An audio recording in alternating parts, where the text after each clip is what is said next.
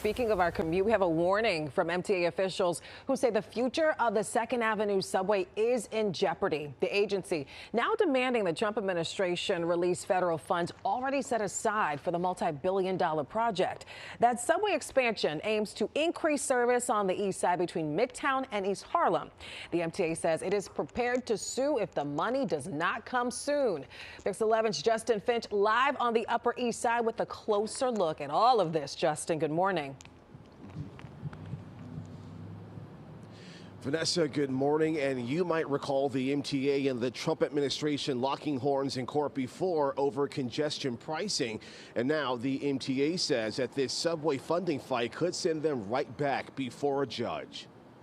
That's really the issue, is we're going to hit the wall at some point, not too distant future. And we just need everybody to understand, including the feds, the consequences of continuing to, to shut down funding.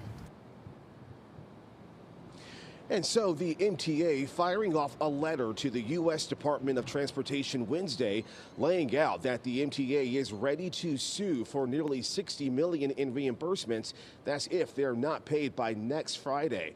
Roughly half of the $7 billion project is federally funded. The MTA is planning to award more contracts soon aimed at extending the Q train up 2nd Avenue to East 125th Street. That leg calls for digging out new stations and then building out those sites. The cost projection, about $2 billion. This phase of 2nd Avenue subway will, lead to there being 300,000 daily riders on this line between the two phases. That is, I think, more people than ride the subway in virtually every other American transit system. The MTA following a similar playbook as New York and New Jersey earlier this month. Those states winning in federal court over the Trump administration, which has since released Gateway Railroad Tunnel project funds.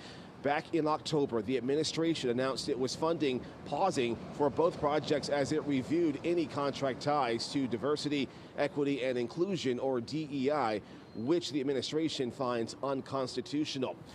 And back live, the MTA also warning that holding up funding any longer could drastically delay its timeline to finish and open this subway extension here on 2nd Avenue. The projection now is 2032. The longer this goes on, that could extend even longer for that projected opening. Well, live on the east side, Justin Finch, Pix 11 News. Back to you. I know commuters are praying for that relief, though. Justin, thank you for your report.